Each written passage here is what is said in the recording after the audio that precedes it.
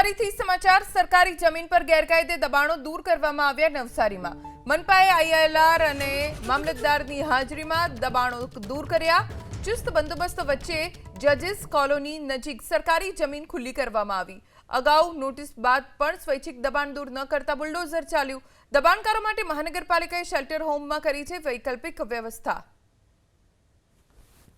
જાન્યુઆરી મહિનામાં આ દબાણ 10 દિવસમાં દૂર કરવા માટે તેઓને જણાવેલ હતું ત્યારબાદ એમને અપીલની પૂરતી તક આપવામાં આવી હતી અપીલ તેઓએ કરી નહીં અને 1 જૂનના રોજ એ લોકોને કલમ 202 હેઠળ હકાલપટ્ટી એટલે કે સમરી ઇવિક્શન માટેની નોટિસ પાઠવવામાં આવેલ હતી જેમાં 10 તારીખનો છેલ્લો સમય આપણે દર્શાવેલો હતો ત્યારબાદ એમને મૌખિક પણ અહીંયા અમારા મેન્ટેનન્સ સર્વેયર દ્વારા 3 થી 4 વાર કહેવામાં આવેલ હતું કે 10 તારીખ સુધીમાં તમે તમારી અન્ય વ્યવસ્થા કરી અને માલ સામાન હટાવી લેજો અને દબાણ દૂર કરજો તેઓએ તેવું કર્યું નથી એટલે આજ રોજ 15 તારીખે સવારે અહીંયા મહાનગરપાલિકાની ટીમ આઈએલઆર નવસારીની ટીમ મામલતદાર અને